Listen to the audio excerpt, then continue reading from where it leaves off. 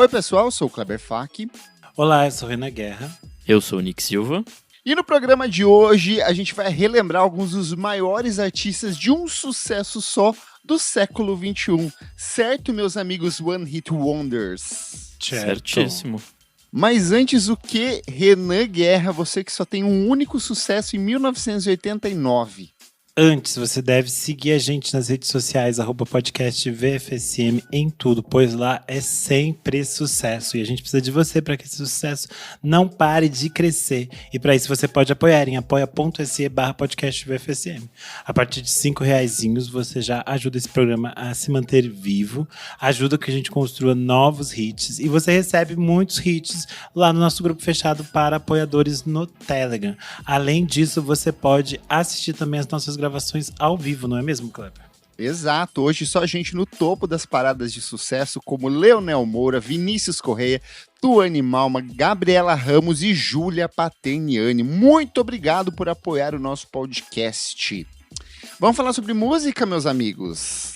Bora. Quando pensamos em artistas de um sucesso só, os famigerados One Hit Wonders, é muito fácil sermos engolidos por uma onda de nostalgia e relembrar apenas artistas dos anos 80 e 90. Mas todo novo lançamento de um jovem artista é um One Hit Wonder em potencial. E se pegarmos apenas artistas surgidos nos últimos 25 anos, a lista é enorme.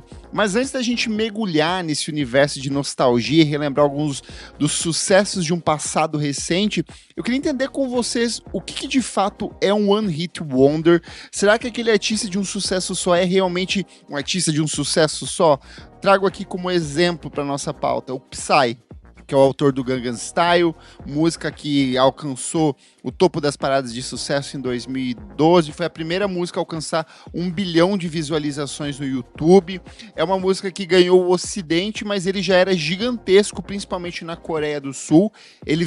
O fato dela ser alavancada foi justamente porque ela era um hit de um artista que já era muito grande, que mobilizava multidões lá dentro da Coreia do Sul, mas pro mundo, pro resto do mundo, pro Ocidente aqui, fica parecendo que ele é um artista de um sucesso só quando não é.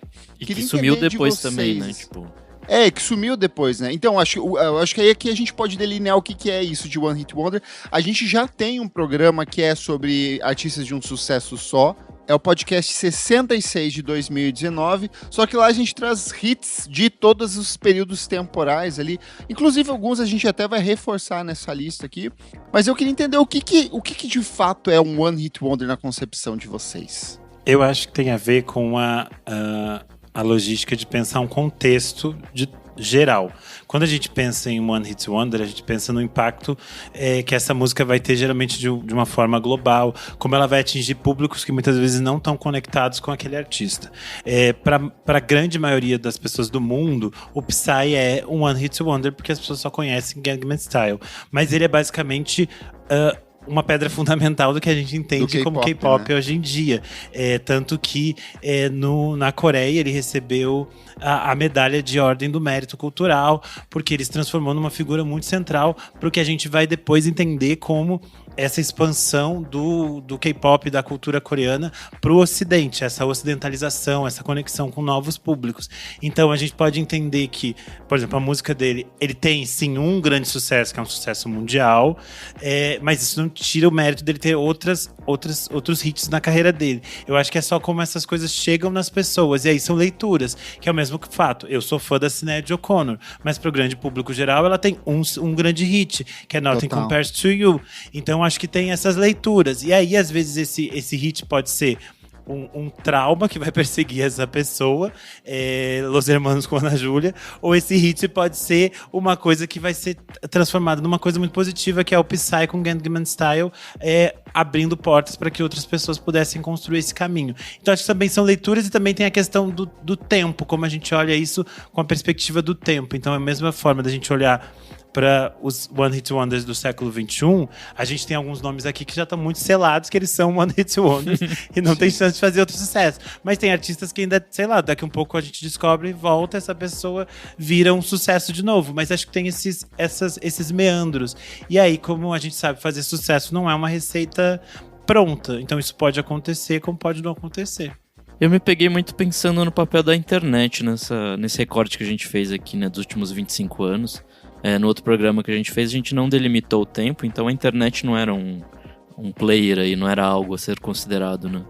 E é isso, tipo, a forma como as coisas viralizam na internet, lá no comecinho E vilanizam também, né? Lá no começo do milênio era muito diferente do que é agora, assim, então... Não sei, assim, tem muita coisa aqui que é só viral, é só uma música engraçadinha que, sei lá, tipo, bombou no sei lá, qual que era as coisas... Não, nem no TikTok, antes disso, você diz antigamente. Em 2010, assim, tipo... No prelúdio do YouTube. Tipo, então, dança do quadrado. Tipo isso. E é umas coisas que, sei lá, eram impulsionadas por outras forças. Hoje em dia, acho que o algoritmo meio que faz isso por si só. Eu não sei se antigamente existia uma curadoria de viralzinho ou se era realmente espontâneo. Eu acho que tinha coisas que impulsionavam determinados virais, tipo, sei lá, Pânico na TV, alguns sites de humor ajudavam que alguns virais ganhassem força. Hoje em dia, tipo, não ninguém salvo, tem muito controle. Hoje em dia ninguém tem muito controle sobre essas coisas. Mas é muito interessante porque também alguns virais surgem, eles tomam o Brasil de arrastão de uma maneira muito rápida e eles também desaparecem de uma maneira muito rápida. Eu acho que o exemplo mais recente que a gente teve foi o cantor Grelo, que ele conseguiu simplesmente chegar um momento que ele apareceu no Luciano Huck, com esse nome Grelo. A música dele tem um impacto gigante. Tipo, eu fui assistir o documentário A Maravilhosa Máquina do Tempo, que conta sobre... apresenta algumas meninas do interior de uma cidade da Bahia. E aí essas meninas, em algum momento do filme, elas viram pra diretora e começam a cantar e fazer a dança igual a música. Elas não sabem direito o que significa aquela música, tipo, comprar o mods da mulher, só mé, só fé. Elas não sabem, mas elas cantam aquilo de uma forma que acho que tem muito a ver com essa penetração que essas músicas têm em diferentes cenários. Então acho que também tem essa coisa de algumas músicas agora, elas viralizam de uma forma muito rápida e esses artistas também desaparecem de uma forma muito rápida. Porque a gente vai falar de alguns outros nomes aqui que eles sumiram depois, mas às vezes eles duraram, tipo assim, 1 ano e meio a mesma música tocando. Eu acho que esse fator do desaparecimento, ele é fundamental, assim, para a consolidação de um One Hit Wonder. Só que ele é um desaparecimento que não é um desaparecimento, assim, porque ele desaparece para o grande público, para a grande mídia de maneira geral, mas muitas vezes esses artistas continuam ali tentando emplacar hits. Eu achei até curioso que dias atrás, antes de fazer essa pauta, eu fui impactado no YouTube por um cara que foi One Hit Wonder nos Estados Unidos, no YouTube não, no TikTok. E aí, o título do vídeo era o que eu consegui comprar sendo um artista de One Hit Wonder. Ele é um rapper, um produtor, e ele fez tipo uma música em 2007, 2008 que viralizou no TikTok. Que viralizou nos Estados Unidos, nem repercutiu aqui. É um desses pré-trap, assim, voz com autotune, bem tosqueira. E assim, ele tava mostrando a vida dele, a casa dele. Ele tem, tipo assim, uma casa numa cobertura, com piscina, uma casa de relativamente luxo, assim, mas meio que isso, sabe? E ele continua vivendo até hoje desses lucros dessa canção. Ele ainda tem o trabalho dele como produtor, ele tem mais alguns sub-hits ali, umas coisas que tem execuções mínimas nas plataformas de streaming, mas meio que ele sumiu para as pessoas, ele só existe por aquela música, assim, e eu acho que tem esse jogo da nostalgia de, tipo, todo dia alguém vai, no meio de uma conversa, quantas vezes a gente já não tá conversando com alguém e a gente fala assim, putz, você lembra daquela música tal de fulano de tal? Aí você volta pra casa e bota pra tocar aquela música, então mais um centavinho que cai, assim, na conta do cara, sabe? Será que a nostalgia é uma coisa tão presente na questão do One Hit Wonder? E eu vou te dizer por quê. A gente vai discutir ao longo da lista aqui, principalmente esses One Hit Wonders dos últimos 10, 15 anos. Vários deles foram sucessos enormes no começo da década passada, mas que voltaram a viralizar agora recentemente no TikTok. Sim. Então, assim, eles são double hit wonders, sabe? Eles tiveram um impacto muito grande. Então, a galera que volta agora a usar TikTok... Né? Que é o mesmo, mas fez sucesso de novo. Ele conseguiu 2 vezes. Você, tipo, platina duplo de One Hit Wonder. Wonder, sabe? Tem uma Então, moça assim, que ela vive disso no TikTok dela, que eu esqueci agora completamente o nome, gente. É uma música eletrônica da virada do século. E voltou, e dela vive de postar, tipo, eu e o meu coisa Platinum aqui, o meu disco de platina que eu ganhei vendendo essa coisa. E ela fica mostrando todas as coisas que ela tá feliz de ter ganhado com isso. E ela fala, que bom que eu fiz uma música nos anos 2000 e agora a minha vida tá ganha. E, cara, se você for parar pra pensar, assim, é um feito muito impressionante você ser um One Hit Wonder. Pô, porque queria eu. de um jeito ou de outro, você meio que garante a sua vida financeira, assim. Talvez você não seja a pessoa mais rica do mundo, mas dá pra você conseguir, tipo, meio que uma aposentadoria prévia, assim, pra sua vida, sabe? É aquele dinheirinho do que o ECAD vai depositar todo mês na sua conta, a sua garantia, né? E mesmo que não seja um grande mousse, é um feito, né? Seu nome tá aí nas paradas e tal. É algo a se levar em consideração. Vamos lá, meus amigos, vamos começar aqui. A gente separou uma lista de artistas internacionais e nacionais, mas eu acho que a gente pode ir para como quiser aqui. E eu queria começar com o que eu acho muito icônico aqui, que é o da Vanessa Carlton, com a Thousand Mile, de 2002. Ela atingiu a posição de número 5 na Billboard Hot 100. Ela recebeu 3 indicações ao Grammy.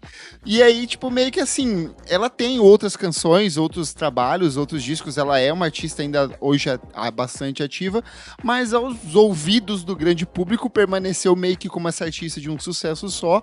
E aí ela teve meio que uma confirmação disso, porque a música entra pra trilha sonora das Branquelas, ela vira uma cena marcante dentro do filme As Branquelas, e meio que eterniza a Vanessa Carlton como essa artista de um sucesso só, dela tocando seu pianinho, o clipe também é icônico, né, ela tocando o piano é um caminhão em movimento, um carro em movimento, alguma de mudança, coisa. Acho que algo assim.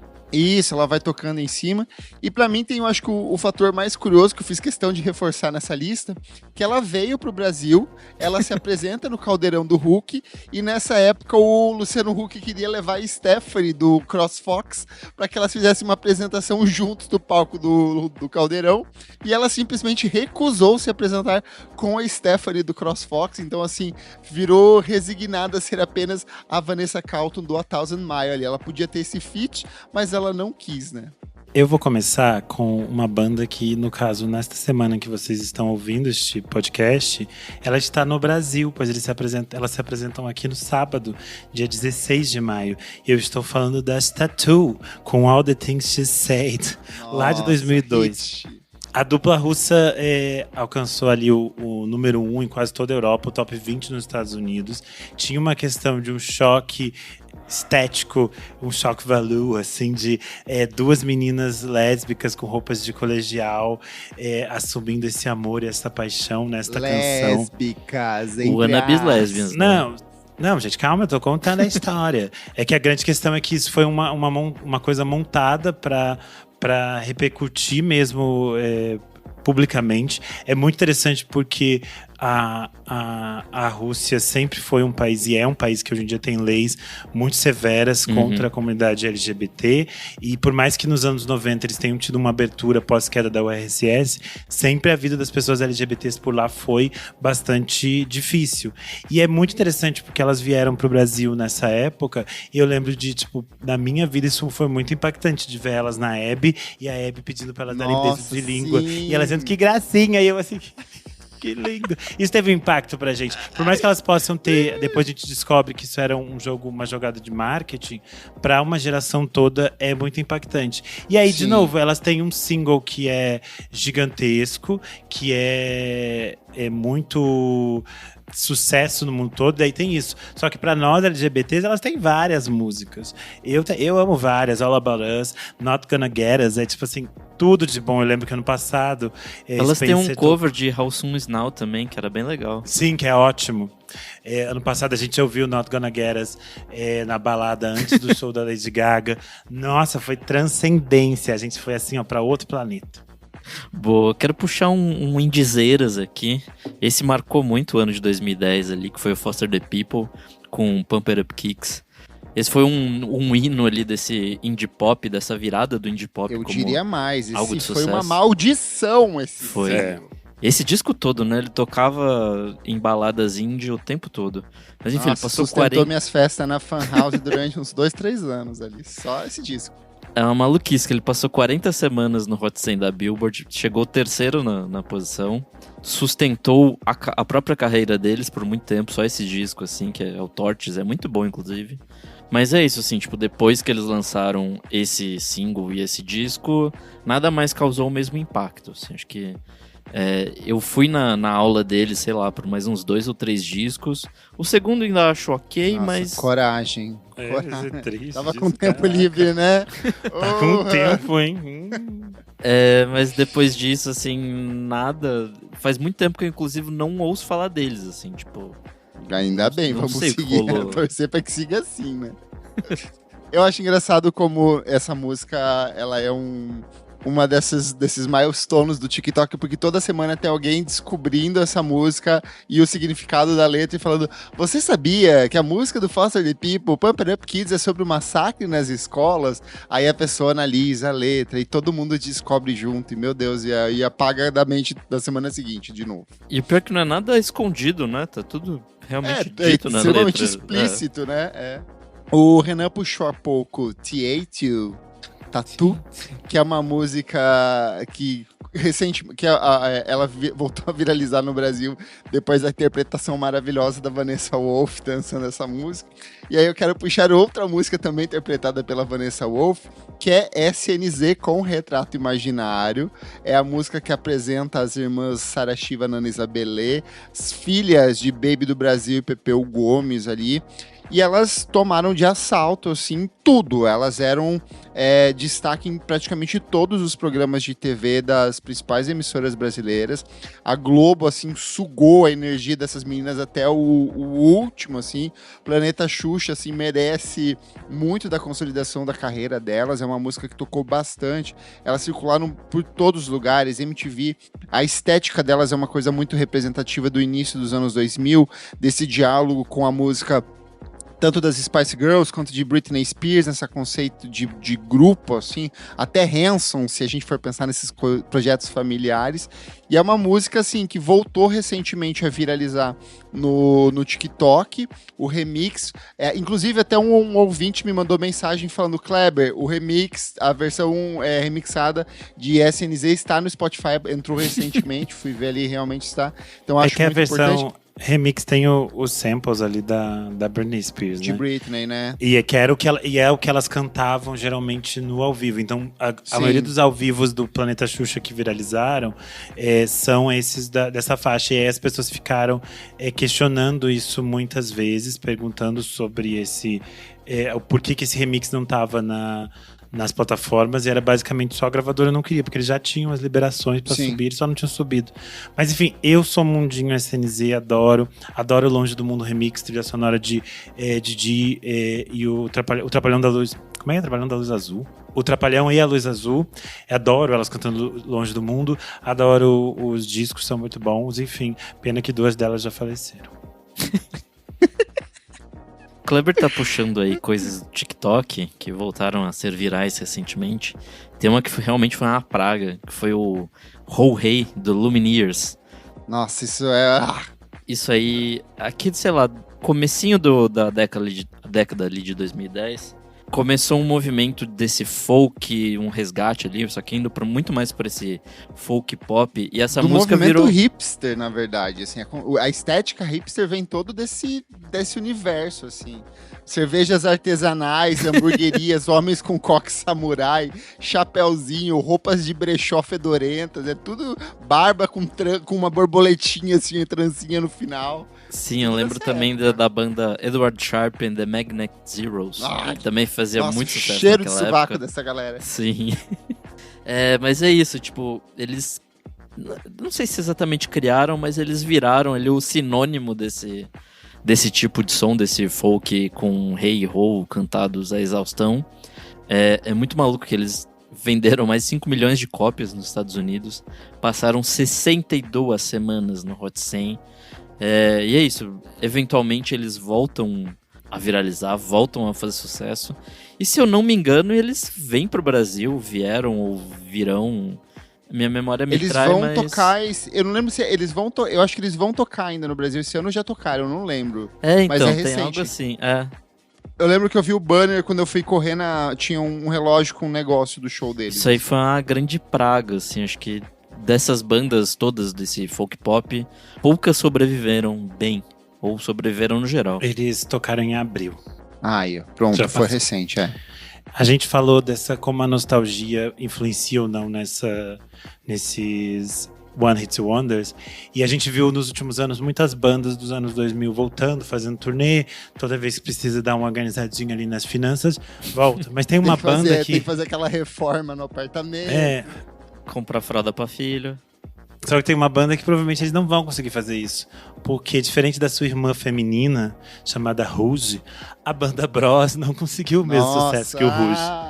A banda Bros, pra quem não tem essa referência, eles foram formados no programa Popstars, que era um programa do SBT, que foi o mesmo programa que formou a banda Rouge. Só que a banda Rouge conseguiu um sucesso muito estrondoso e foram, tipo assim, vários discos que elas mantiveram, assim, uma consistência de vendas, de presença na TV, nas rádios, e o Bros, eles só tiveram... No imaginário público também, né?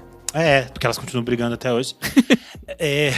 No caso do Bros, eles tiveram um único hit, que é Prometida, de 2003. Sim, sim, sim. Esse amor é uma tortura. Você é minha prometida, eu vou gritar pra todo mundo. Sim, sim, sim. E a banda mesmo não durou muito mais além desse primeiro disco, né? Que foi Isso é impulsionado ali preconceito contra a música cigana. Por Deus. Não é porque a gente já teve muitos hits ciganos no Brasil. Inclusive, tem uma coisa... Essa questão, né? Às vezes em músicas de... Para! Músicas de determinadas culturas acabam, tipo, sendo pra gente um One Hit Wonder, porque elas furam essa bolha. Então, sei lá, toda vez que a Glória Pérez faz uma novela de alguma cultura específica, a gente vai ter artistas que acabam ganhando seu hit no Brasil por causa disso. Por causa disso, eu acho que toda a cultura tipo romana ganhou seus hits na época de Explode Coração. Mas só uma correção, Khaled não é da novela não é do Clone, como as pessoas acham. Ela é de uma novela das 7 dos anos 90. As pessoas ligam, mas ela não é relacionada ao Clone. Eu ia te perguntar, Renan, dos Bros, qual era o seu Bros favorito? Amiga, eu nem sei diferenciar eles. Eu só era gayzinho que gostava do Rush mesmo. Eu não sei nem quem é quem no Bros, essa é a realidade. Arrasou. Te conto.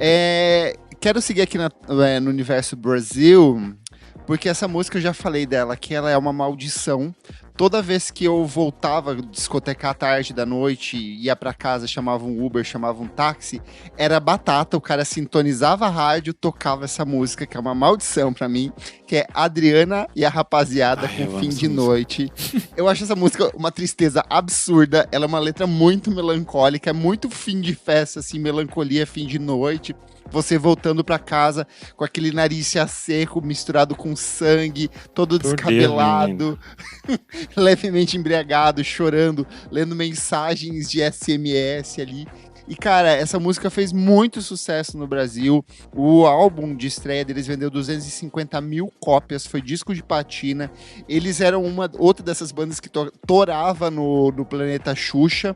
Aí a Adriana Ribeiro, que é a vocalista da banda, decidiu sair para se lançar em carreira solo, daí nem a Adriana e nem a Rapaziada conseguiram se manter depois, mas prevalece esse hit atemporal icônico assim, que é uma das canções mais tristes para se ouvir durante a madrugada. Eu vou fazer uma dobradinha aqui, porque tem uma música que, de novo, a gente falou, algumas músicas voltam pra baila, ganha o seu revival do One Hit Wonder. Eu acho que esse é o caso do Cassis, com Beijos, Blues e Poesia. Algumas pessoas podem pronunciar Kisses, mas elas mudaram essa escrita do nome 300 vezes. Era as gêmeas Kayla e Kenya. Esse clipe de Beijos, Blues e Poesia foi, tipo assim, hit na MTV no início dos anos 2000. Ela é uma música de 2005. E ela integrou a trilha sonora de Malhação. E a gente sabe que fazer parte da trilha de Malhação era muito importante para você ter muito sucesso naquele momento.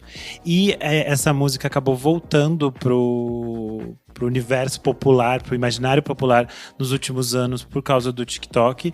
Tanto a versão das meninas voltou a rodar um pouco, mas a versão que mais girou foi a versão em forró do Desejo de Menina, que também não é uma versão nova, é uma versão de 2015, mas que voltou a viralizar nos últimos anos no TikTok, virou tipo, também não me perguntem por quê, gente, mas virou trend de pessoas caindo, passando por alguma dificuldade, passando por algum problema. Eu não sei explicar, mas é uma trend muito específica, é só pra quem é bundinho TikTok vai entender. Mas eu amo as duas versões, acho sempre um bafo, acho essa música linda. E é muito engraçado porque as Cassis, muitas vezes, elas eram...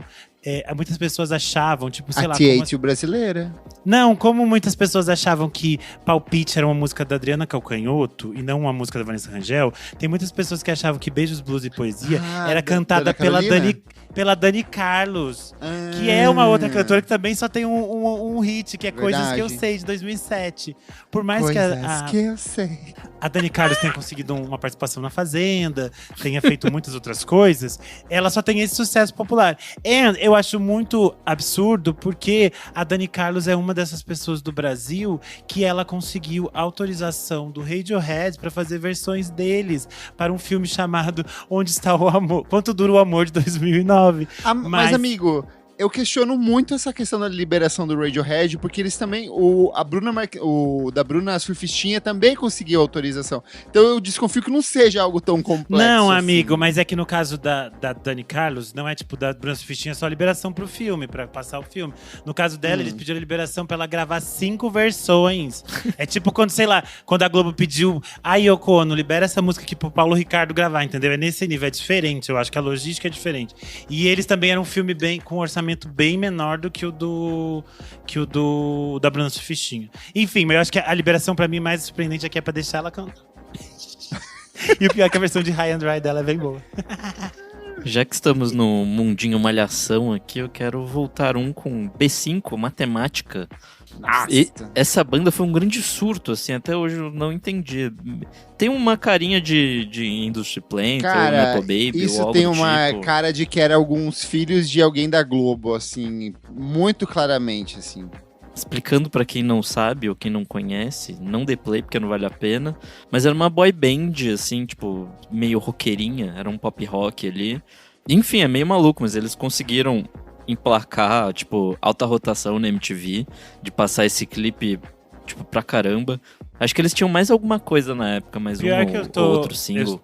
Eu estou olhando aqui, eles não são de uma família, não tem nenhuma relação de coisas culturais, eles são de Petrópolis, mas eu acho que era um momento que as gravadoras estavam em busca desse tipo de banda, desse tipo de sonoridade, porque era uma fase meio Felipe Dilon, essas coisas todas, eles queriam, todo mundo queria achar esse universo, e aí eles foram, alguns executivos da Sony Music descobriram eles e acabaram fazendo esse contrato para eles lançarem o álbum auto-intitulado B5.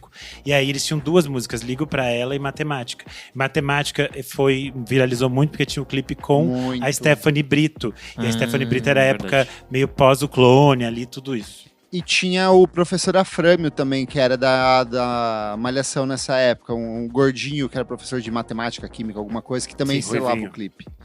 Eu lembro que essa música tinha uma coisa meio adolescente, engraçadinha e tal. Fez seu sucesso ali. E eles chegaram a... E aquilo de novo, eles duraram para um certo universo, eles acabaram durando até um tempo mais, que tá aqui que eles lançaram um segundo disco em 2005, entrou na Malhação também, e eles chegaram a abrir shows do Simple Plan e dos Hanson.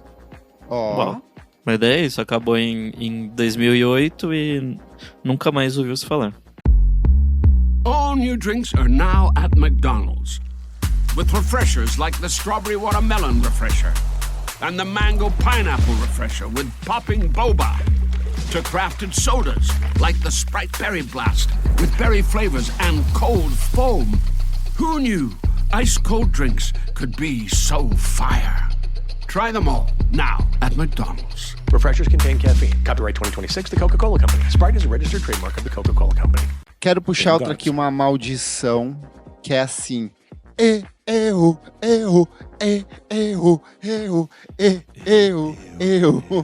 Estou falando de Bastille com Pompeii de 2013.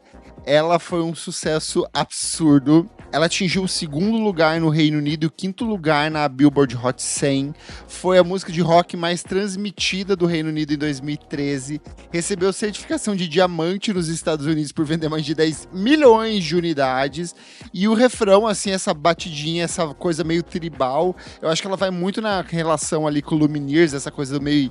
Essas coisas de, sei lá, as pessoas voltando pro gutural, pra essência da caverna, pra, Gutural. sei lá, uma coisa espiritual, cósmica, homens de cabelo preso. E aí, assim, eu sei que eles têm outros discos, eu sei que o público do Bastille gosta das coisas do Bastille, mas a verdade é que pro grande público permanece sendo só isso.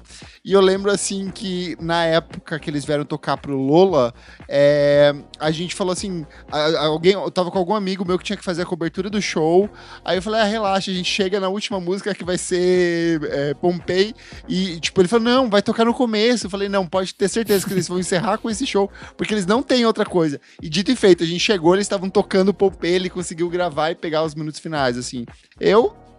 Nunca gostei. Fun fact, eu adoro contar essa história, porque nessa época a gente tava na faculdade. Aí a gente usava muito Tumblr, e o meu amigo com quem eu dividi apartamento, o Nicolas, que não é o Nick, é outro Nicolas, ele gostou muito da música quando ouviu a primeira vez, e ele tava fazendo o trabalho final do curso dele. Do curso seria um vídeo dele, era tipo uma série de vídeos e tal, umas matérias sobre cultura jovem. E aí ele tinha gostado dessa música pra usar, que foi o que aconteceu com a música, né? Que ela passou a ser usada em tudo que é comercial, tudo que é matéria. E aí ele, na época, a gente tinha uma revista independente, a gente costumava mandar e-mails, fazer entrevistas com artistas gringos, e ele falou, vou mandar um e-mail pra eles e pedir pra usar essa música. E aí ele mandou um e-mail, pediu, eles responderam super queridos, tipo assim, não, pode super usar a música, tudo tranquilo, que bom que vocês gostaram da música. E aí, tipo, depois de umas 3 semanas que ele tinha recebido o e-mail da banda dizendo, pode usar a música, a música estourou, e aí virou esse negócio absurdo. E aí quando o vídeo dele, ele terminou o TCC dele, tipo assim, ele estava usando um hit autorizado pela banda no vídeo, já, e todo mundo já conhecia. Continuou? Não, era trabalho de conclusão de curso, assim, então eles deixaram. Postado em nenhum outro lugar, né? Não era muito pra coisa, mas eles deixaram, achei super fofo. Daí eu não fiquei por mais que eu não goste da música, eu achei eles uns queridos. Pessoal, gente boa. Por mais que eu não goste da música, tudo bem. Tem mais uma aqui, que foi uma praga também, tal qual essa que a gente acabou de falar, que tocou em todos os lugares. É Bauer com Harlem Shake. Nossa, eu embarquei muito. Eu lembro que, assim, direto aparecia gente fazendo vídeos por causa do meme, né? Que assim, a música por si só era uma coisa, mas aí virou um viral no YouTube. Ele é a primeira trend de TikTok, ele é anterior a TikTok. As trends de TikTok nascem ali. Não, é trend de YouTube, né? Eu sei, mas é que a gente subia em qualquer rede. Você podia subir no Facebook, subir onde cabia vídeo. É a mesma época que eu morava com o Nicolas na faculdade. Que eu falei que a gente tinha uma revista. Óbvio que a gente fez. A gente tem um vídeo fazendo a nossa trend do Harlem Shake. Nós éramos Hopeful Millennials, mo. A gente fez todas essas coisas que eram necessárias se fazer. Teve esses dias uma menina que ela fez no TikTok dela a trend do Harlem Shake. E ela falou, você faz a sua trend na hora que você quer fazer. Você não precisa seguir as tendências, gente. Se eu quero fazer um Harlem Shake em 2026, por que eu não faço? E ela fez. E eu achei ela diva. Tem um fato que eu dei essa música antes dela viralizar. Ela saiu o texto que eu escrevi foi em 23/5/2012. Ela foi viralizar, tipo assim, pouco tempo depois. E aí eu escrevi o seguinte. Eu amo meus textos antigos. Já temos uma forte candidata à música eletrônica do ano, e ela atende sob o nome de Harlem Shake, costurando o mesmo dubstep explosivo do Rust com o tom mais comercial do Skrillex e ainda um pouco de música latina. A canção distribui batidas e samples assertivos, tudo em uma ordem crescente que explode com uma pegada típica de hip hop. O responsável por essa maravilha é o nova-iorquino Bauer, que deixa de lado grandes experimentações para se concentrar na produção de uma faixa forte, dançante e pegajosa. Apenas ouça e dance. E eu ouvi e dancei, viu? E aí, quando ela estourou, essa matéria, ela, tipo assim, disparou o número de acessos no meu site. E eu tive que mudar de servidor e gastar mais dinheiro com o servidor, porque, tipo, estourou os acessos mensais do meu site na época. Então, foi sucesso. Disparou, anabafo de rola, disparou. É outro hit também. E vale só dizer que quem foi o responsável pela viralização disso aí foi o Joji. Na época ele era comediante de internet e tal. Ele tinha um personagem que chamava Pink Guy. É criminoso na internet, que fazia algo que poderia ser considerado comédia por alguns. Ele tinha esse personagem que chamava Pink Guy, e ele fez essa dança com mais um monte de gente, e aí meio que isso virou o blueprint ali pro que seria esse meme. E aí entra numa série de virais. Lembra quando teve o planking, que eram as pessoas que ficavam deitadas retas? Sim. Teve o desafio do Ice Bucket Challenge também, que várias pessoas fizeram. O apresentador fez. Do amigo como é que é? Do Thiago, da dupla... do Hugo e Thiago.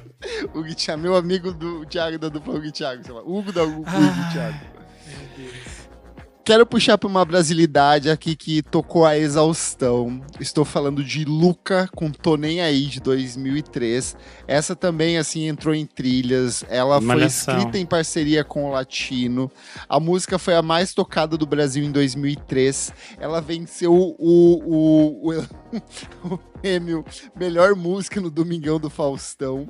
Ela chegou a entrar em paradas europeias, como a parada alemã, mas a Luca, infelizmente, não repetiu o mesmo sucesso, ainda que eu acho Porta Aberta, que é a canção... Obrigado! Você falou e eu tirei a sensação que eu estou louca.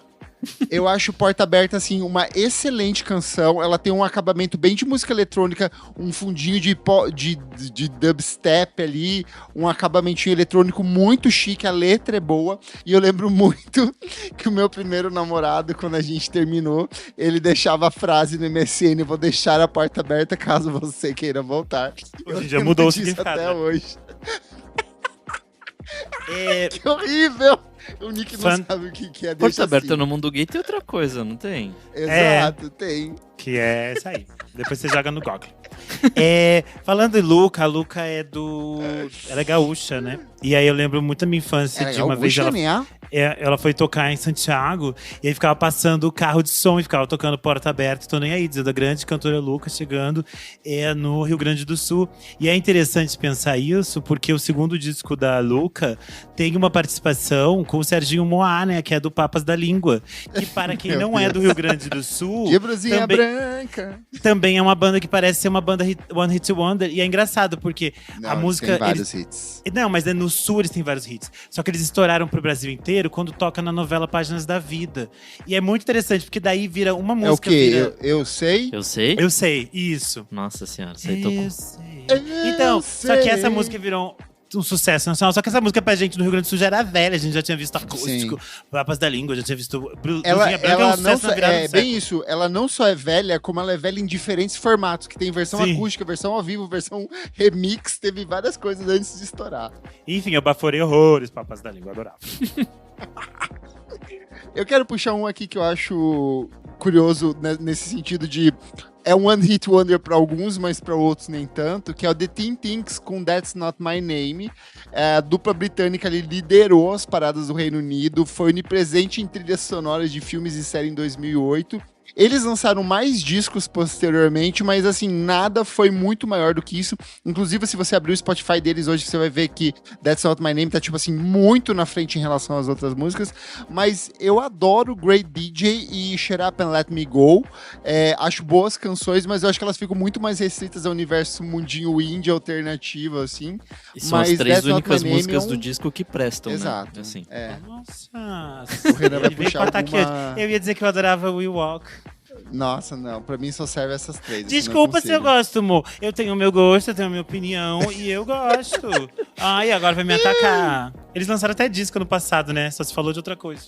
Eu quero puxar um aqui. Cadê? Nossa, isso aqui é uma maldição. Nessa de canções que são lançadas antes e viram sucessos depois. Vocês lembram de Omi com Cheerleader? É uma que começa com um trompetinho. Sei. Isso aí tocava em um monte tipo lounge de gente branca, assim. Nossa, muito! É porque assim, ela foi lançada em 2012, mas ela ganhou um remix do Felix Jähn em 2014. E aí ela tocava em tudo quanto é lugar, assim. Eu lembro que eu tinha um vizinho meu, eu morava em Pinheiros nessa época, todo sábado de manhã ele, sei lá, limpava a casa, ele tocava essa música. Que praga. E esse trompetinho, ele é muito maldito, assim, porque ele gruda muito na cabeça, assim. E ela... Ele continua no refrão, não continua? Ele não fica meio que, tipo, repetindo... Nossa Senhora. E ela foi número 1 em mais de 20 países, só que assim... morreu, assim, eu acho que as pessoas nunca mais, assim, primeiro que ela já era uma canção que não deu certo, ela voltou como remix e aí deu certo e depois sumiu pra sempre, né? Nossa, eu quero falar de mais uma coisa maluca aqui, que eu não sei como rolou. Aliás, talvez eu saiba, né, porque foi só sites de comédia dando, que é aquele Ylvis com The Fox, What Does the Fox Say?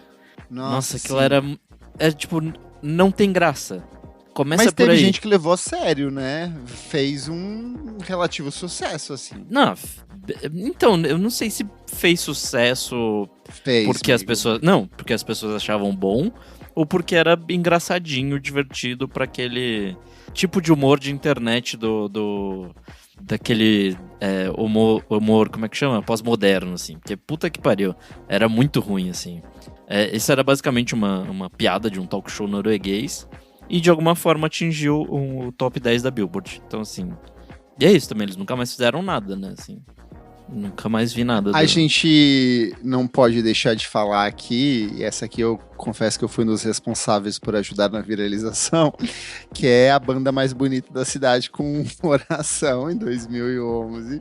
Eu lembro que quando... Eu até já falei aqui na época que saiu que o... ruim. Eu não acho ruim também. Eu não acho ela ruim, mas eu acho que assim, ela saturou. Tanto que ela ganhou, Sim. tipo, versões posteriores. Ela é meio que o Dog Days Are Over brasileiro, assim, uma canção que é Nossa, realmente pode crer. boa, mas ela já executou tanto, ela tem uma coisa de um espírito de vamos nos unir e vamos celebrar juntos, sabe?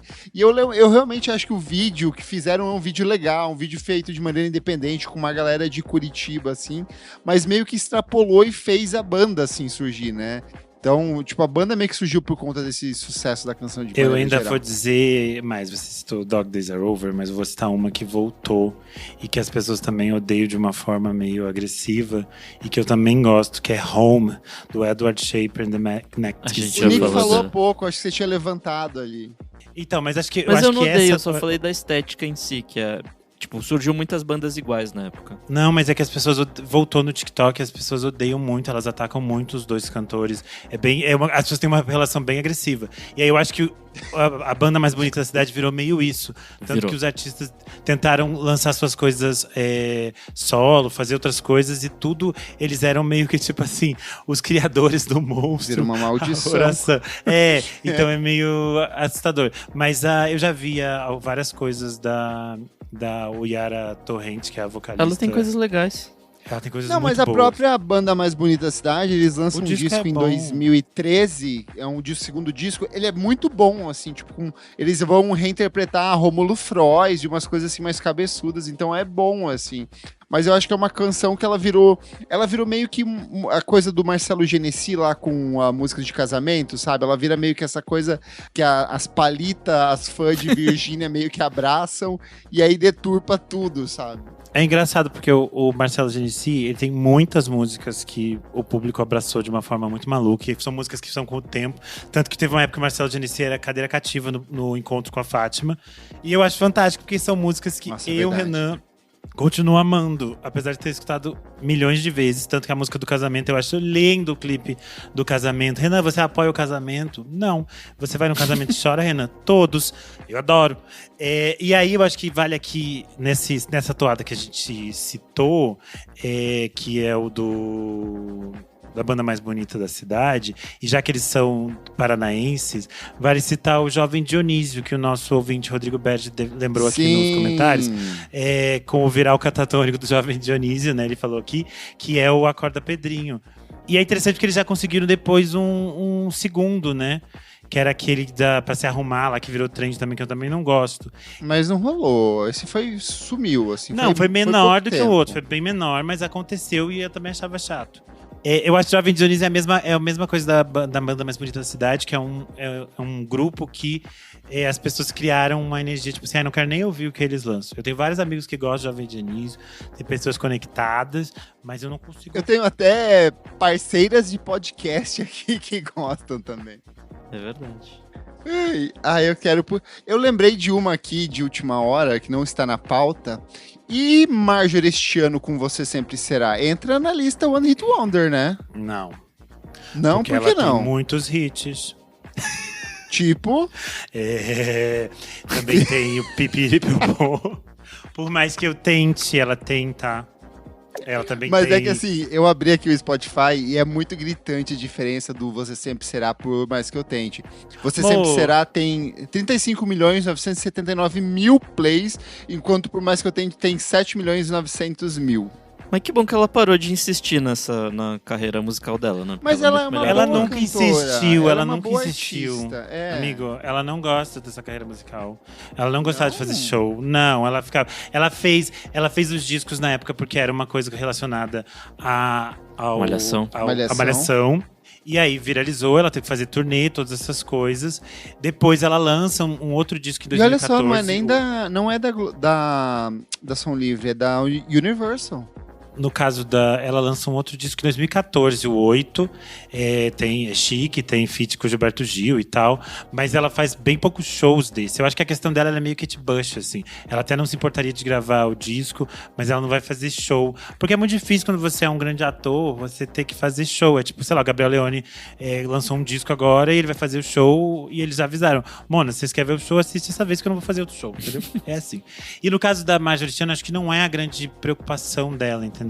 E aí eu acho que no caso dela vira uma coisa meio Sophie Charlotte, assim. É um charme. Se ela quer fazer uma coisa pra um personagem, tem essa coisinha que ela canta, mas não é o que ela quer. E o fato é, as pessoas ficam enchendo o saco. A Marjorie tinha que fazer um show, não, ela tá lançando um monte de coisa boa pra vocês. Pô, tá fazendo um monte ela de faz filme, tudo. Tem filme, tem série, tem tudo que você quiser, ela entregou, ela é a maior que nós temos, não precisa, deixa ela no tempo dela. Quero puxar aqui mais o Felipe Dylon, com Musa do Verão. Nosso Nepo Baby. Nossa. Filho não, né? Neto do Bob. Mas ele foi aquele sucesso meio maluco começo dos anos 2000, assim. Ele foi pras jovens gays que estavam se descobrindo bater aquela punhetinha safada, vendo as fotos da Mas acho que não só pras Capricho gays. da irmã, sabe? Não, todas as meninas descobriram muitas coisas. O grelo ficou duríssimo nessa época. É que acho que isso ainda é meio pré-colhidos capricho, assim, né? Eu não sei se é concomitante, mas... Não, é pré. É pré? pré-colírios, mas ele Capricho é pós 2005, ele é começo dos anos 2000 ali. 2003. Ele e... esqueci o nome do outro menino, era outro menino loirinho.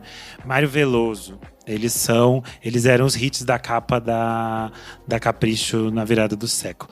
Mário Veloso fez história também, mudou vidas. Não foi na época também que o Dado Dolabella tentou uma carreira musical? Tentou, dado pra você o disco. Dado pra você. Dando pra você? É. Dado. Mas o Dado não tem... Ele só tem uma Não, música não tem um na hit, trilha não. sonora de... Não, mas ele tem na trilha sonora de... Senhora do Destino, não tem? Ou é em outra novela? Tem, mas né? não é hit. Não é hit, né? Só Ele está nunca lá. fez hit. É que o Felipe Dilon, ele virou matéria no Fantástico, assim, tipo, quem era a musa do verão. E assim, ele tem duas músicas que fizeram sucesso, né? Que é o Musa do Verão e o Deixa Disso, né? Mas peraí... Não lembro que era deixar disso. Também não lembro. Não. Mas deixa... Ô, menina, deixa disso, quero te conhecer. Ver verdade. Se me dá uma lembrei, chance, lembrei. Tô afim de você. Ai, que lindo, Fez mano. sucesso. Você pode se cantar essa também. Ele aparece no filme, né? Um show de verão, né? Da Angélica. Cara, ele era gostoso, né? Nossa, as revistas da minha irmã, as caprichos da minha irmã fizeram sucesso comigo lá em casa. Mas ele é meio engraçado, que ele continua na nossa memória coletiva dos 30 a mais aí até hoje, né? Pra mim, ele Óbvio, eu ele gosto posta da coisas- fase dele. Eu gosto da fase dele gordão de dread, é a minha fase favorita do Felipe Ele Dilon. posta coisas malucas na internet, eu me divirto.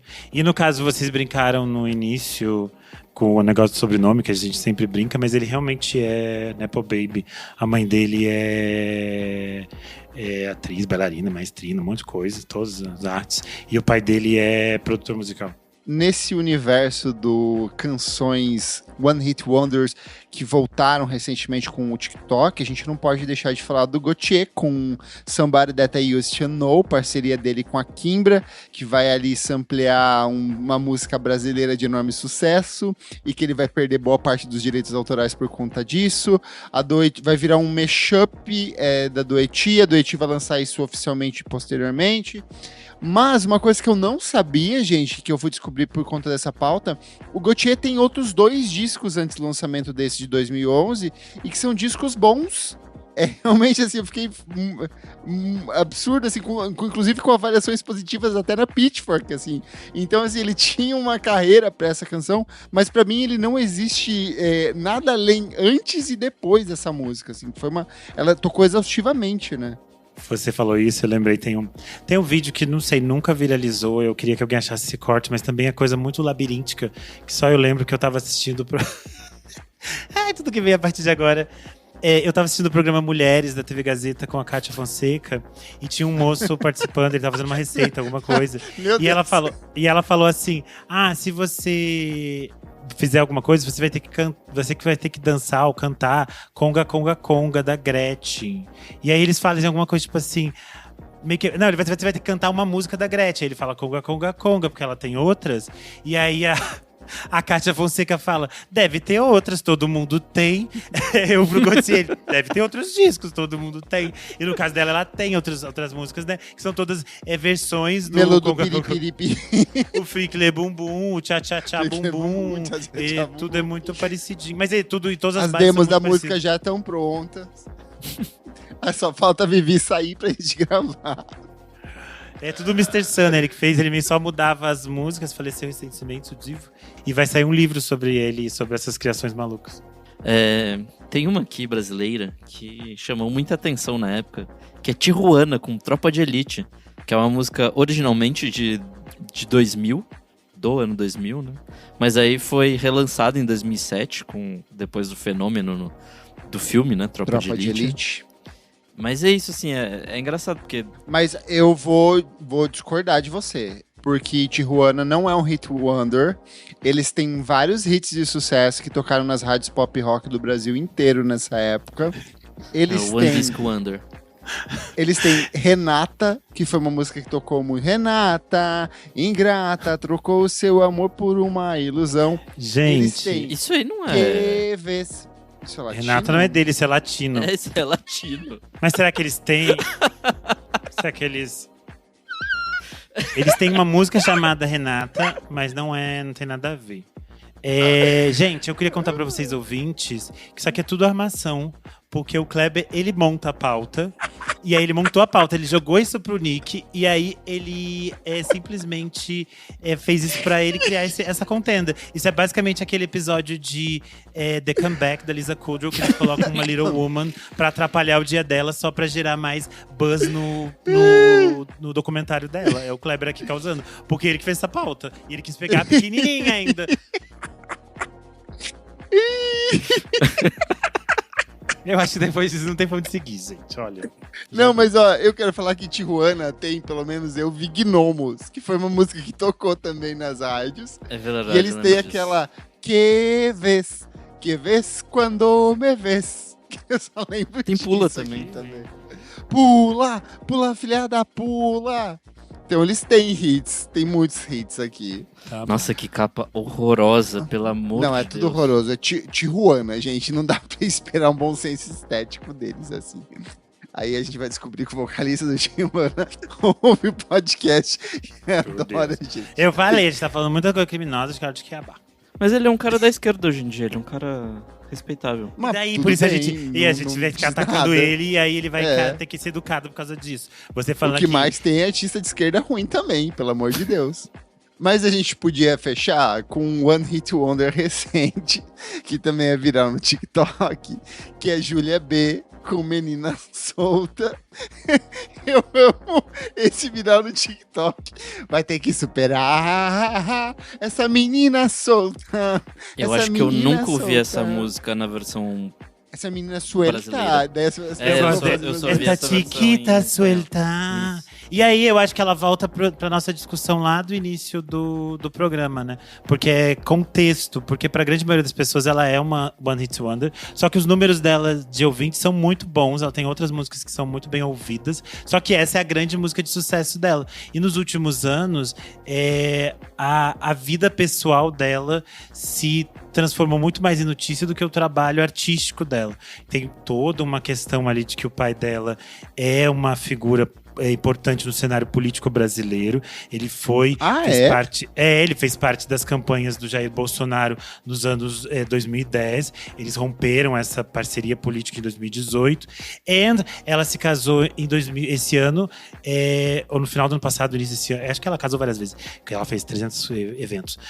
Com o John Connor Kennedy, o sobrinho neto do amigo. John F. Kennedy. E aí teve toda uma história de todas as pessoas que seriam convidadas para esse casamento. Porque tinha uma possibilidade até do Trump ser convidado para esse casamento. Então meio que toda o background público, que não é público, né, da vida íntima dela, se transformou numa grande questão que as pessoas comentam. Mas é isso, ela tem um público. O pai dela é o Paulo Marinho, do Republicanos. Sim. Eu não sabia Amiga, disso. é todo um babado. E aí tem essa questão que ela tem...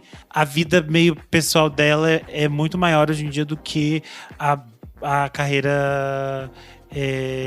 musical. Só que é interessante porque ela tem essas coisas de, sei lá, as versões em espanhol das músicas. Ela já lançou filme. Tem todas essas coisinhas, né? La Chiquita Suelta.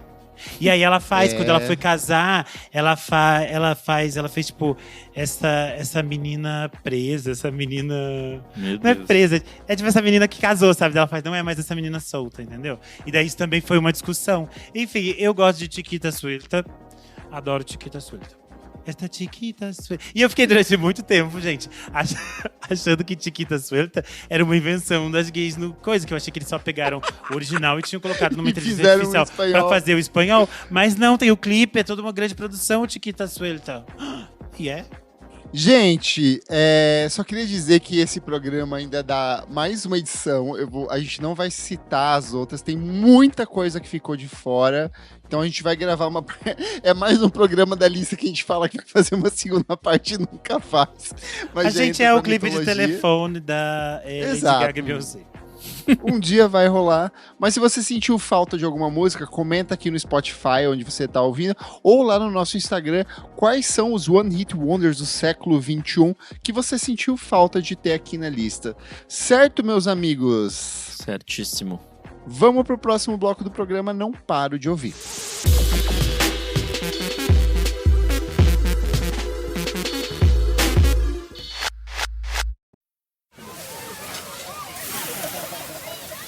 This summer, serve up the Cookout Classics, Kraft Mayo and Dressing.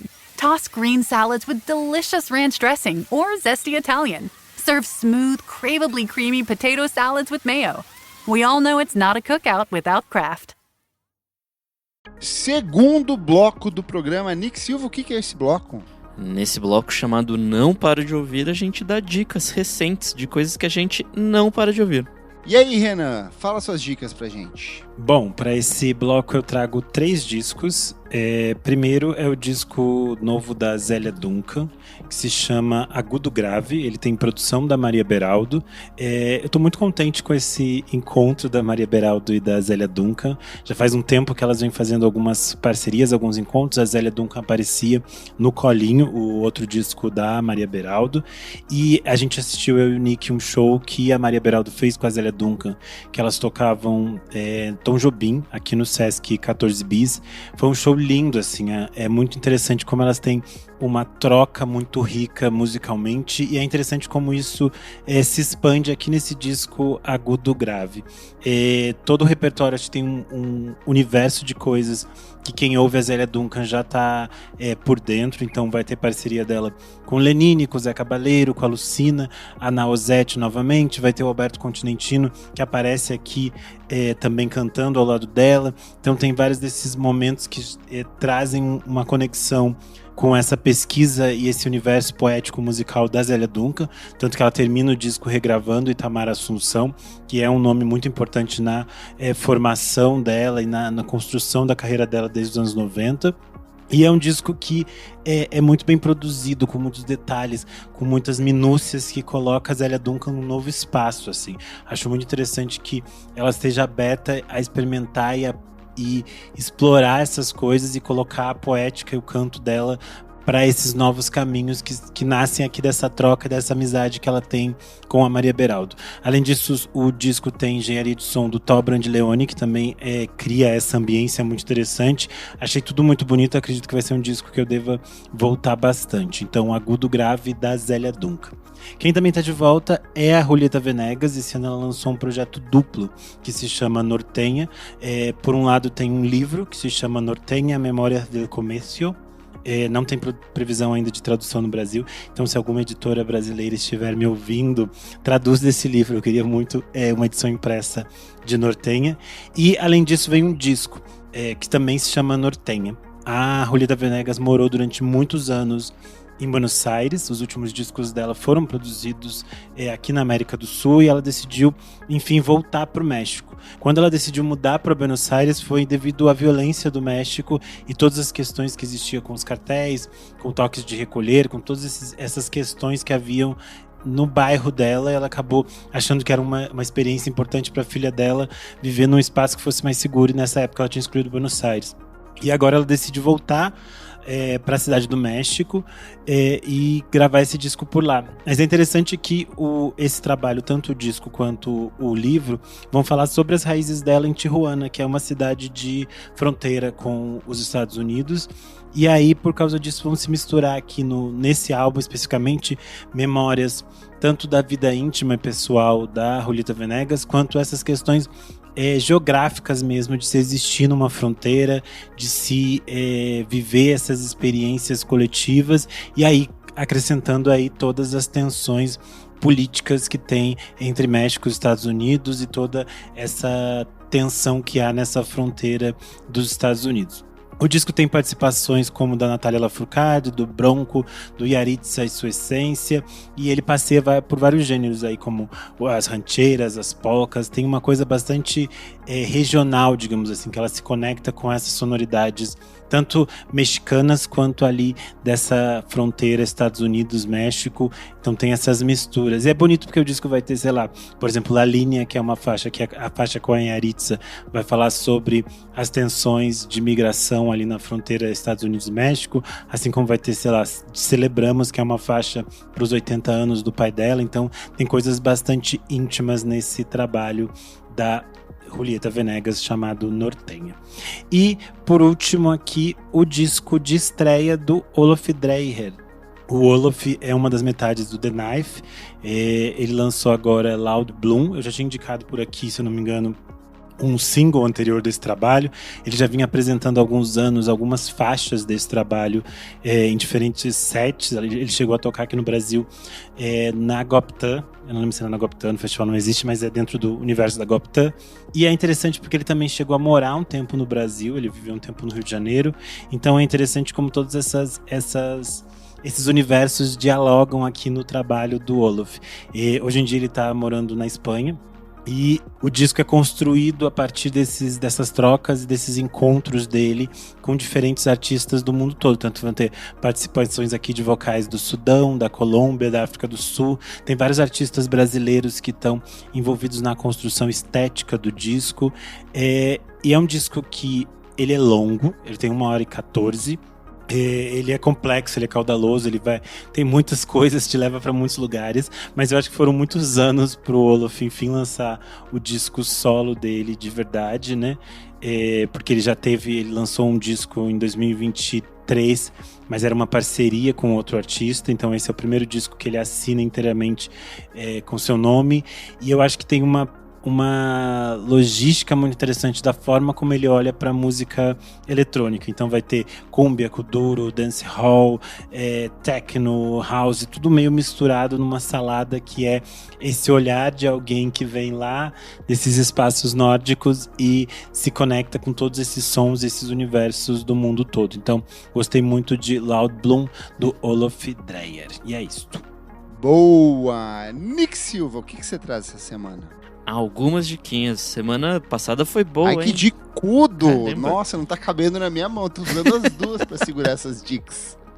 Primeiro eu quero falar de Corto Ponto Alto, aquele produtor, compositor, multi-instrumentista escocês que eu falo bastante aqui. Ele mudou de gravadora recentemente, ele foi pra Ninja Tune e ele tá lançando um monte de coisa boa. A faixa mais nova dele chama Thief e tem essa coisa do jazz, só que envolve meio que um Jersey Club nessa nova faixa, assim. Eu achei bem interessante, muito legal. Há algumas semanas ele tinha lançado a faixa Who Dis com o rapper Mick Jenkins também, que é muito boa. Enfim, ouçam o menino Corto Ponto Alto, que tá bem legal. Mais uma diquinha aqui, o João Carvalho com Serra da Caraça, Itaúnas para Milton. Ah, tá nas minhas dicas também, muito bom. Nossa, muito boa, né, amigo? O que você achou? Gostei demais do single anterior, tem esse novo agora, a parceria dele com o Fernando Mota, faz parte do primeiro álbum dele em carreira solo. É um rock bem Radiohead, assim, eu acho que as linhas de guitarra são bem parecidas com In Rainbows, assim, mas tem muito do traço atmosférico do João, assim, dos projetos dele em carreira solo que eu gosto bastante. E ao mesmo tempo tem uma coisa meio El Toro Fuerte, assim, eu não sei, tipo, é tudo isso misturado, mas faz muito sentido, assim, e a letra também é muito bonita, ressalta essas duas cidades, uma em Minas Gerais e outra no Espírito Santo. Itaúna, no litoral do Espírito Santo, e a Serra da Canastra em Minas Gerais, que foram fundamentais para a gravação do disco. Isso, e acho que você já trouxe, quando você deu a outra dica, que Bernardo Bauer e Felipe D'Angelo estão presentes na gravação desse disco, né? Mas enfim, bem legal. Mais uma aqui é o Helado Tropical com Tocando. Helado Tropical é o projeto que resulta do Roberto Carlos Lang, o nosso queridíssimo Helado Negro, e da cantora Raena Tropical, esse projeto colaborativo, né? Você sabe que o nome dele é Roberto Carlos por causa de Roberto Carlos, né? Do nosso Roberto Carlos? Aham. Meu Deus, não fazia ideia. É latino. Faz sentido. No dia 17 de julho eles vão lançar o disco homônimo, né? Dessa parceria pelo selo Psychic Hotline.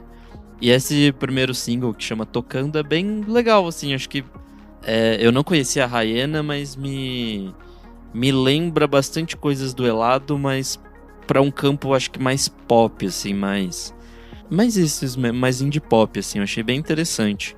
O disco todo vai ter 9 faixas. Vamos ver o que vem por aí. Vamos pros disquinhos. O primeiro é a Namacenda com Limbo. Ela é uma cantora sueca que eu vi lá no seu site, Kleberfac. Achei bem legal. A negona do hyperpop. Então. Tem desdobramentos desse hyperpop, mas, sei lá, vai pra um trance, vai pra um música club dos anos 2000.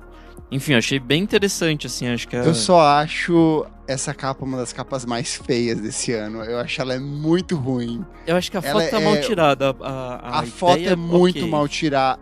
A ideia, ela não é inédita. Vários artistas já tiraram essa foto de estar, tipo, numa cama, ou que tem um vidro na frente. Tá muito ruim essa a Charli foto. XX O cabelo fez dela, algo parecido. O do disco de 2020 da Charli XX é assim. O cabelo dela tá estranho, a roupa dela tá estranha, a disposição do corpo tá muito estranha. Cara, e tipo, até as fotos de divulgação tão esquisitas, mas o disco é bom, gente. Acredite no Nick. Passe pela capa e vá. Mas é isso, é um negócio muito plástico, muito... É que o disco anterior, ela tava macenda. Ela tava, tipo, apontando um revólver na capa do disco anterior. Chama Unlimited Não é um Demo. disco, É uma mixtape. é uma mixtape, na verdade. Ela trabalha com os produtores da Rebecca Black e do Cobra, então... Enfim, é um negócio bem plástico, bem esquisito, bem hyperpop, mas é interessante ainda assim. Mais uma aqui que também vi lá no seu site, Kleber. O Babidi com Só Colhe Quem Planta. Puta que pariu, que discão. Muito bom, muito bom. É tua cara esse. Diferente do projeto anterior dele, onde ele rimava também, esse é basicamente um disco de beatmaker, assim. J.D. puro, assim, tipo, pra quem gosta dessas paradas de hip-hop instrumental, só vai, porque é maravilhoso, assim, a forma como ele usa sample, como ele usa a voz e tal. Muito foda, muito bom mesmo, assim. O último disco que ele tinha lançado é o Depois que a Água Baixou, lá de 2025. A gente tem programa aqui que o Kleber entrevistou ele por trás do disco. Foi bem legal esse bate-papo. Enfim, muito bom. E minha última diquinha aqui é a Cidade Dormitório, com Cinema Bélico. Esse é o terceiro disco dessa banda sergipana, que eu acho que a gente já falou por aqui. Eles tocaram Eu recomendei os singles. Eles tocaram Lollapalooza e tudo mais. É bem interessante esse disco, assim. São 11 faixas que foram produzidas e mixadas pelo nosso amigo Friedrich Bitter, com o Pedro Vinci. Tem participações da Grisa, Dudu Carabobina, numa das músicas mais bonitas aqui desse disco, e da Ima também. Enfim, aquela coisa meio indie rock, só que aí, sei lá, vai pra um shoegaze, pós-punk, rock psicodélico. A mistureba ali muito boa. Achei bem interessante. E você, amigo Kleber, quais são suas dicas? Bora lá, Nick Silva. Jovem Palerose com Lumen, produtor e músico paulista. O Jovem Palerose anunciou para o fim desse mês o lançamento de um novo EP, se chama Relapso. É o primeiro trabalho dele em carreira solo em anos. O Jovem Palerose é um dos integrantes da Meneio, que é uma banda que a gente já recomendou aqui várias vezes. Muito bom. E ele volta com essa canção que transita entre a house, a downtempo e a IDM, então gosto muito dele. Suco Digital com Acordar Cedo é bom pra quem dorme cedo, em parceria com a Clara Bicho. Melhor Suco Digital é o nome mais Sesc, é o nome mais TV Cultura possível, mas eu adorei o som deles. Eles lançaram essa parceria com a Clara Bicho, que inaugura uma nova fase na carreira da banda. Eles se dizem bastante influenciados por nomes como Ana Frango Elétrico e Mark DeMarco, e realmente é bem isso, assim. É um bedroom pop descompromissado, gostosinho, aquelas canções leves e despercebidas, mas que acabam te fisgando quando você ouve no Spotify. Pensei que você ia dar, meu amigo Nick Silva, Ludovic com Dilúvio de Dinheiro Algum, mais recente single da banda do Jair Naves. É uma canção que fala sobre os efeitos do capitalismo tardio, dessa maldição que corrompe as nossas vidas. É mais uma das músicas que prepara o terreno para o primeiro disco de inédita da Ludovic em 20 anos. Imagina você nascer em 2006 e em 2026 você ter um novo disco da Ludovic. Que vitória, feliz demais por eles. Tô ansioso por esse disco aqui. Temos aqui também George Smith com What's Done Is Done, uma música nova da nossa Jorgita da galera aqui. Gostei demais porque ela faz o que ela sabe de melhor, que é flertar com a música eletrônica. Uma canção pegajosíssima. A Georgia que se apresenta no Brasil no Afropunk logo mais e lançou essa faixuxa. Overmono, para minha amiga Isadora Almeida, lançou Look Up. É a música que abre passagem pro Pure Devotion, novo álbum para essa dupla inglesa de música eletrônica que a gente gosta muito. O disco sai no dia 7/8 pela Excel Recordings e eu adorei essa. Ela é bem pista, eu tenho ouvido ela para correr assim. É uma das melhores músicas da Overmono. A Overmono é uma dupla inglesa formada pelos irmãos Ed e Tom Russell, que já lançaram um disco que é o Good Life de 2023, mas eles têm remixes, têm uns sets absurdos, assim, gosto bastante deles. E por último, a volta do The Avalanches com Together, uma parceria com Nick Nayar, Jesse Lanza e Prentice. The Avalanches é um dos projetos mais importantes da história da música eletrônica. Eles lançam discos a cada década. Lançaram um em 2001, outro em 2016, um em 2020 e muito provavelmente vão voltar com um novo disco agora. Até porque eles trocaram toda a identidade visual das redes sociais, apagaram tudo, tem membro novo integrando a banda aí. O clipe é bem bonitinho. Então, e é bem diferente de tudo que eles já lançaram, porque assim, tem o sample, que é aquela voz, é um sample, que é uma das bases do Avalanche, que é pegar, sei lá, músicas dos anos 50, 60, 70 e retrabalhar numa linguagem atual, mas a base, a produção é muito com essa trinca de artistas que eles incorporam, um som bem atualizado, bem fresh, quase tocando no hyperpop em alguns momentos ali. Bem pistona, tem uma coisa pista, meio IDM, assim, então tô bem ansioso e curioso porque os nossos amigos vão lançar no futuro próximo.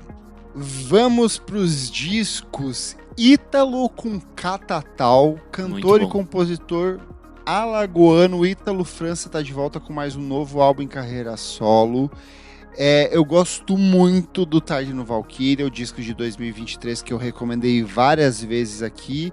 E aí eu fui meio cheio de dedos para esse. O singles iam para uma direção que eu não estava esperando muito e me surpreendi. Ele é um disco que se divide em duas partes. A primeira metade ela é muito mais intimista, mais contemplativa. A segunda metade tem um caráter mais urbano. Ele vai cantar sobre futebol, vai cantar sobre a relação com a cidade. É um disco que eu gostei bastante, sigo absorvendo a ele. Vou bater um papo com o Ítalo numa edição do Por Trás do Disco que a gente ainda vai gravar. Mas eu acho que é um álbum bem legal, tem participação do Paulo Novaes, da Marina Nemésio, do Zé Ibarra, do Domênico Lancelotti, da Tori.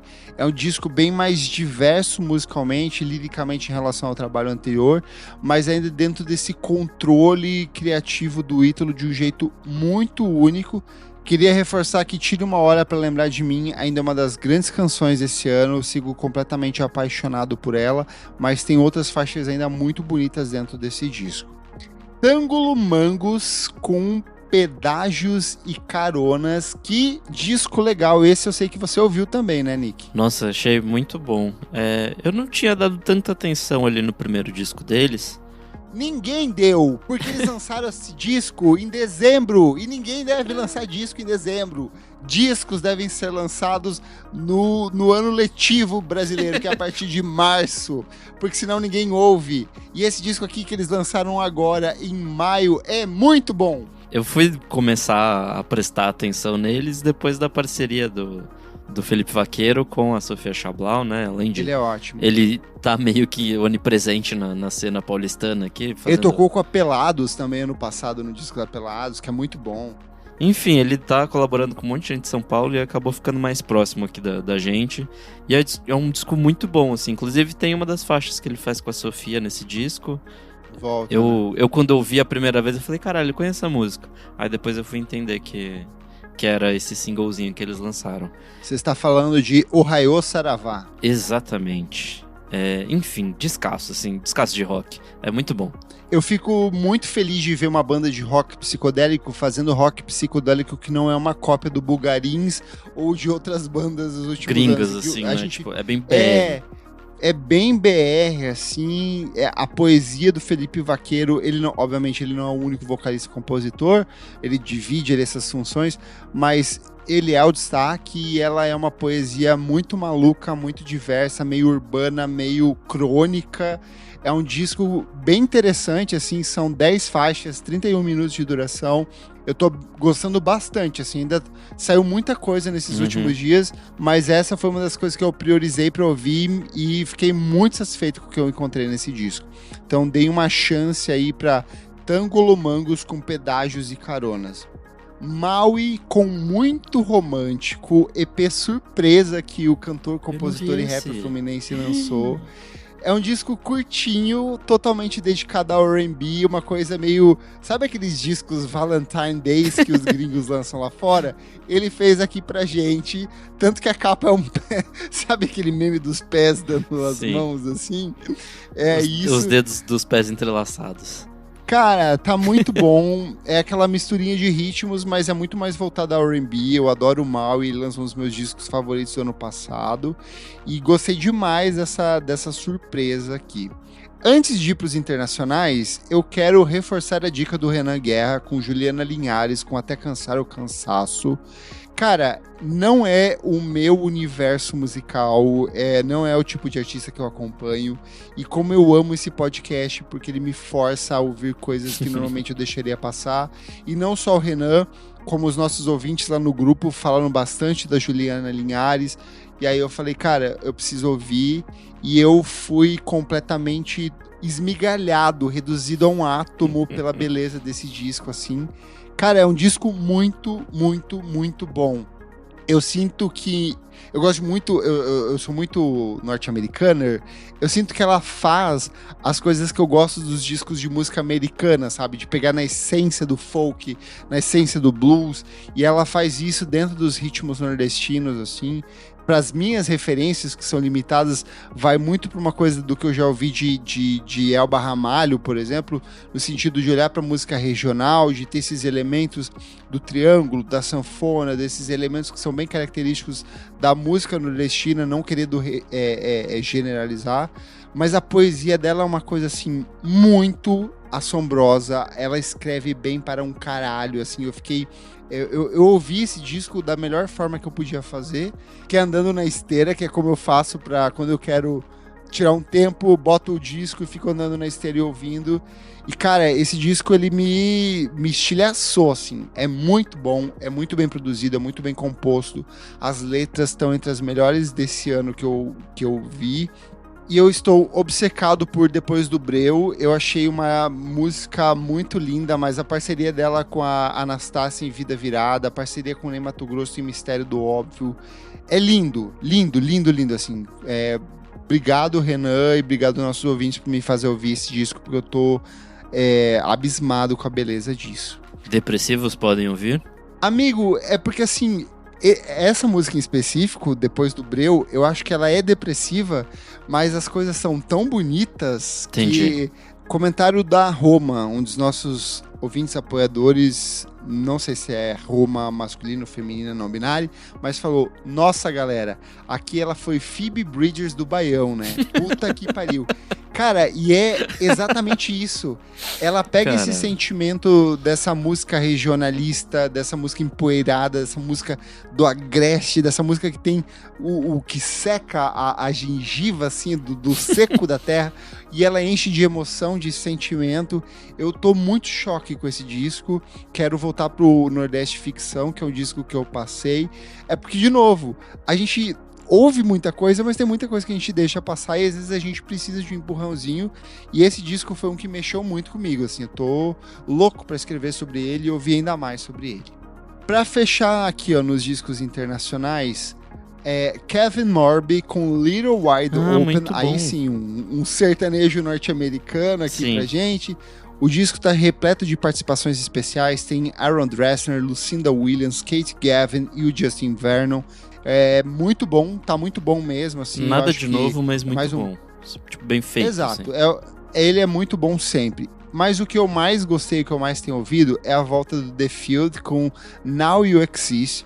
O The Field é um produtor de Estocolmo, de ambientes techno, que eu gosto muito. Ele lançou alguns dos melhores discos de techno dos últimos 20 anos, a maioria deles pela Compact, que é um dos principais selos do gênero. E ele voltou com um EP agora, assim, que é um disco mais atmosférico, mas ainda assim muito, muito bom.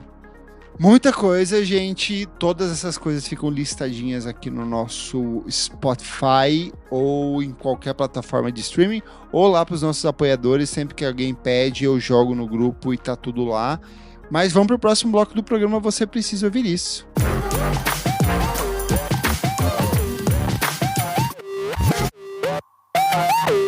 Blowing ad budget on metrics that look great till the CFO sees them. That's bull spend. And marketers are calling it out in Dashboard Confessions. I remember telling my boss, it'll be good for the brand, when leads were slow. Yeah, it wasn't. Cut the bull spend. LinkedIn lets you target by company, job title, and more. Advertise on LinkedIn. Spend $250 on your first campaign and get a $250 credit. Go to linkedin.com/campaign. Terms and conditions apply. Chegamos ao terceiro e último bloco desse programa. Você precisa ouvir isso. Kleber Fak, que bloco é esse? Nesse bloco é qualquer coisa, dicas atemporais para você que curte o que quiser, coisas que a gente gostou e que a gente quer compartilhar com vocês. Bom demais. O que você nos indica, Renan Guerra? Bom, para este terceiro bloco, eu trago aqui a dica do trabalho do Rafa BR Ilustra. Ele é um ilustrador e eu comprei recentemente o quadrinho dele que se chama Pornolices, baseado em fodas reais. O Rafa pegou algumas histórias que as pessoas contaram para ele, histórias engraçadas que aconteceram ali nas experiências de sexo, e transformou isso em um quadrinho muito fofo. Eu tinha comprado ele no Catarse, né, quando ele fez o financiamento coletivo. O trabalho veio com vários adesivinhos, veio até uma carteirinha de safada. Achei tudo muito cuidadoso, muito bonito a forma como ele apresenta esse trabalho pro leitor. E aí eu recomendo vocês a seguirem o Rafa nas redes sociais, é @RafaBRIlustra. E eu recomendo também vocês a conhecerem o outro projeto do Rafa, pois ele é um dos criadores da PocCon, junto com o Mário César. E a PocCon volta a acontecer agora em junho. A PocCon sempre acontece no final de semana, no mesmo final de semana da parada LGBTQIA+, então na sexta e no sábado, dia 5 e 6 de junho, antes da parada, você que vem para São Paulo, por exemplo, pode se organizar para visitar a PocCon, que rola lá, esse ano vai rolar no distrito do IMB. Ela tem entrada gratuita, ela sempre rola nos 2 dias, da 1 da tarde até as 8 da noite. Tem uma série de estandes com artistas do país inteiro, inclusive lá vocês vão poder comprar os trabalhos do Rafael. E vão ter vários outros artistas, vão ter uma programação de palcos com palestras, shows, jogos, um monte de coisa vai acontecer. Então, é realmente uma feira ali LGBTQIA+, de quadrinhos, artes gráficas, bate-papo, concurso de cosplay, oficinas, exposição. Então, tem muita coisa. É o momento para você conseguir o seu kit gay para estar preparado para a parada LGBTQIA+, que rola na Avenida Paulista no dia 7 de junho esse ano. Então, se você vem para São Paulo, se você é de São Paulo, já coloca a PocCon na sua agenda cultural do final de semana de Pride, porque vale muito a pena. E sigam o @RafaBRIlustra, que lá vocês vão ter mais informações sobre o trabalho dele e também sobre a PocCon. É isto. E você, Cleverfac? Vamos lá. Vou dar uma dica. Eu amo o Rate Your Music, porque... Um diquinho. Sempre que você abre o Rate Your Music. Eu amo o Rate Your Music, porque sempre que você abre o Rate Your Music, vai ter uma dica ali de uma resenha de alguém escrevendo sobre alguma coisa que foi muito importante pra ela e que é o destaque. E é uma banda que eu não conhecia e eu fiquei completamente apaixonado. Se chama Giradioses. É uma banda argentina da década de 1990, que lançou em 1995 o álbum Dormitório. O que é o Dormitório? O Dormitório é basicamente o encontro entre o Cocteau Twins e o My Bloody Valentine. Meu Deus. É um disco de shoegaze e dream pop cantado em espanhol. Cara, é muito, muito bom. Tem uma coisa mais espacial, meio spiritualized, então dá pra entrar nessa vibe, nessa verve do space rock, do ambient rock, assim. É um disco muito curioso, a capa eu acho altamente icônica, são 11 canções, 1 hora e 12 minutos de duração, músicas que se esparramam em camadas de guitarras, ruídos. A banda claramente foi muito influenciada pelo My Bloody Valentine. Eles têm outros discos que eles lançaram posteriormente, como o High Fiesta de 1999, tem um EP que é o Ensinación Musical de 2000, mas o Dormitório é a grande obra deles, assim, e é shoegaze e dream pop de um jeito, assim, que eu não conhecia, eu fiquei muito encantado. Eu acho que dialoga muito com as guitar bands que a gente tem no Brasil, alavancadas pelos fanzines e pela Midsummer Madness na década de 1990, mas, assim... É foda, eu fiquei muito chocado, não conhecia, nunca tinha visto, nunca tinha ouvido, e a coisa que eu mais amo é ouvir música nova, artista novo que eu nunca conheci, e estou de cara com isso aqui. E você, Nick Silva? Bom, 2 diquinhas rapidinhas. A primeira aqui eu quero falar do KXP com McCluskey. McCluskey é aquela banda de post-hardcore que eu trouxe lá em março, que lançou um EPzinho que chama I'm Sure I'm Getting Sick of This Bowling Alley, que é bem legal, assim, pra quem gosta dessa coisa mais rock. Eles se apresentaram na KXP, é bem legal, assim, é meia hora de rockeragem muito louca, gostei bastante. E minha segunda dica, Cleverfac, comecei a ver Demon Slayer. E aí, amigo, o que você tá achando? Tô gostando bastante, ainda tô na mais ou menos metade ali da primeira temporada. Foi toda a parte do treinamento ali do Tanjiro. É bem legal, assim. Tanjiro Kamada. Enfim, é uma história bem maluca, assim, mas eu achei que que ia mais pra esse campo ainda mais maluco. Eu pensei que seria mais... Tipo, ele é um anime que se leva bastante a sério. Amigo, ele é muito chocolate com pimenta dos animes, assim. É bem focado nos 30, anos 20. Anos 20, eu não lembro agora exatamente. Mas ele é bem centrado nesse... É começo da modernização do Japão. Não começo, mas enfim. Tem depois fio ela elétrico, tem trem, bem isso, assim. E tem toda uma questão que a autora, né, as pessoas não sabem exatamente quem ela é, desconfiavam até que se era uma mulher ou não era, e tem toda uma questão de que, tipo, nenhum homem escreveria um personagem como Tanjiro. Ele é muito querido, ele é muito amável, é um dos personagens mais legais, assim, tipo... não macho, ele é muito desconstrução de ele gênero, é não assim, tóxico. no sentido não tóxico, ele é 100% ele não é tóxico. muito família e tal, isso é muito legal, assim, tipo... Muito, e ele lida muito, as relações com as mulheres na série, assim, são todas... Não tem a sexualização tradicional dos animes. Nossa, sim, pode muito crer. legal, é muito legal. Tem um senso de coletividade quase comunista em alguns momentos, assim, de união, para além daquela exposição masculina, expositiva, tóxica de outros animes. Eu gostei demais, assim, agora que você vai começar a assistir, você vai passar pelo processo do luto, porque você vai assistir todas as temporadas que tem na Netflix ou em outros serviços, e aí você vai ser obrigado a ter que esperar pelos filmes que vão resumir os capítulos finais do mangá. Ah, mas acho que já saiu tudo na Crunchyroll, Até não? 2029, amigo. Porra, puta que pariu. Será que eu vou ter Acho que até fazer... 2030, se eu não me engano. Vou ter que fazer igual meu tempo de Bleach e Naruto e ler no mangá? É nesse pique, Puta que porque pariu. o último filme foi ano passado, o próximo acho que é a gente tá em 2026, acho que é 2028 o próximo. Mas foi puta sucesso esse... É o filme mais Filme do assistido de Demon todos os Slayer. tempos do Japão. É, assim, bizarro. Mas enfim, é uma história muito legal, assim, tipo, se você ainda não deu play, vá de play porque é muito bom. E dá uns desespero assistir, porque, tipo, a irmã dele vira demônio, e dela não pode pegar a luz do sol, e aí você fica numa angústia de, meu Deus, eles vão matar ela, e... Nossa, no comecinho eu pensei várias vezes que eu ia matar a Nezuko. Bora lá, comentários referentes à última edição do nosso podcast, edição número 404, Primavera Sound São Paulo 2026, em que a gente comentou o line-up desse evento que eu gostei, mas que dividiu muitas opiniões, e eu levei um fecho, o comentário do Léo André. Queria me defender que o Gorillaz também é uma banda de minorias. O vocalista é não binário, o baterista é pai de santo, o baixista é verde bipolar e a guitarrista é uma criança asiática, vou enfatizar aqui, que foi sequestrada e perdeu a infância, mas que hoje está uma garota empoderada. Amo vocês e espero encontrar vocês lá. Obrigado, Léo, viu? Me abriu minha visão. Eu achava que Gorillaz era uma coisa hétera e tá ele me quebrando tabus aqui. Estou remontando meus tabus aqui. Vamos lá, comentário no Spotify do Matheus Erni.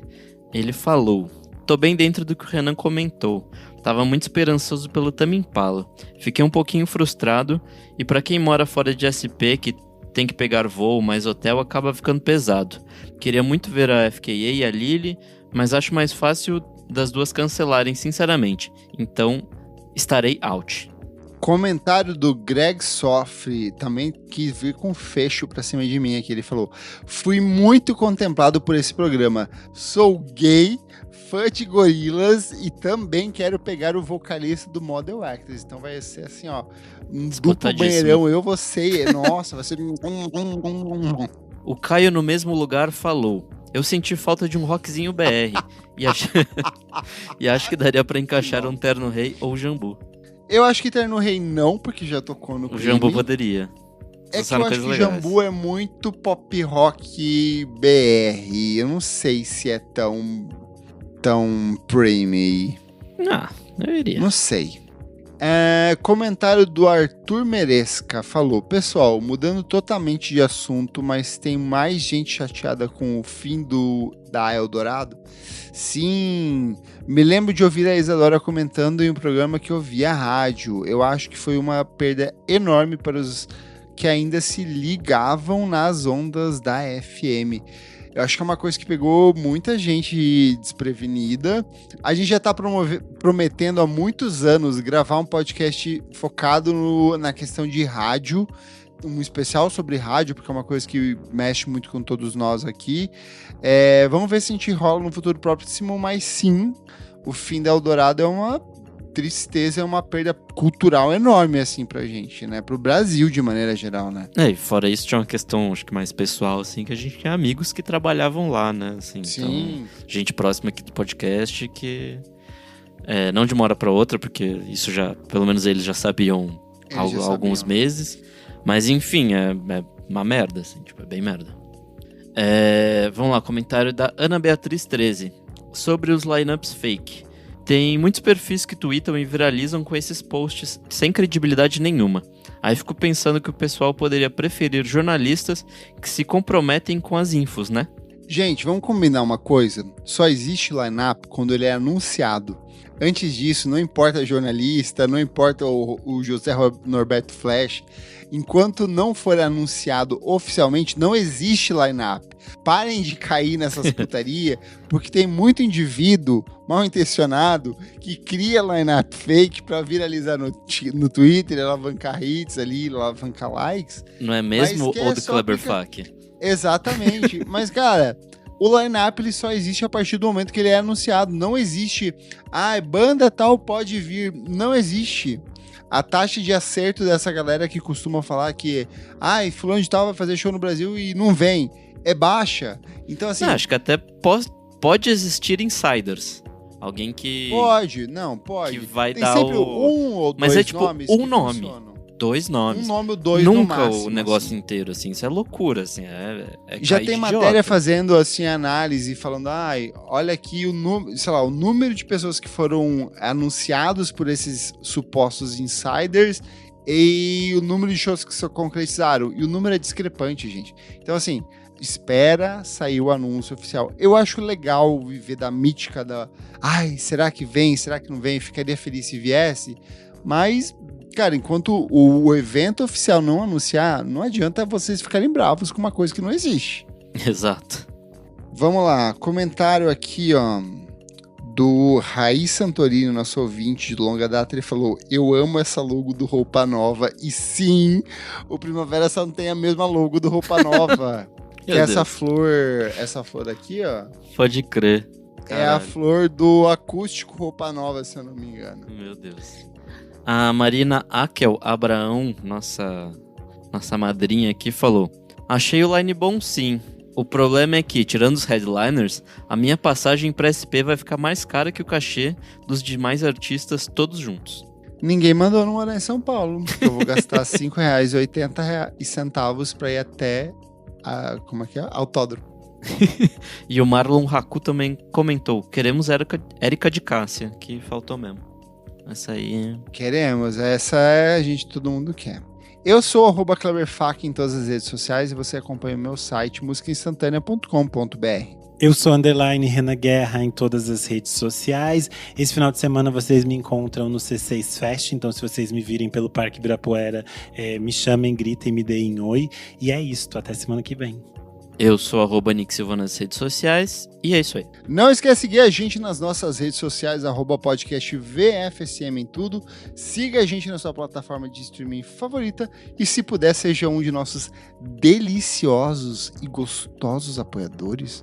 Por apenas R$5 por mês você tem acesso ao nosso grupo fechado para assinantes, ouve programas com antecedência e participa aqui das gravações ao vivo do nosso podcast, onde todos gravamos sempre sem roupa, usando apenas um tapa-sexo, como o Rodrigo Berg, a Tuane Malma, o Fábio Júnior e o Vinícius Correia, que está usando apenas uma florzinha, uma tulipinha tampando as partes íntimas. Muito obrigado pela sua audiência e até a próxima edição do programa. Tchau, tchau! Tchau!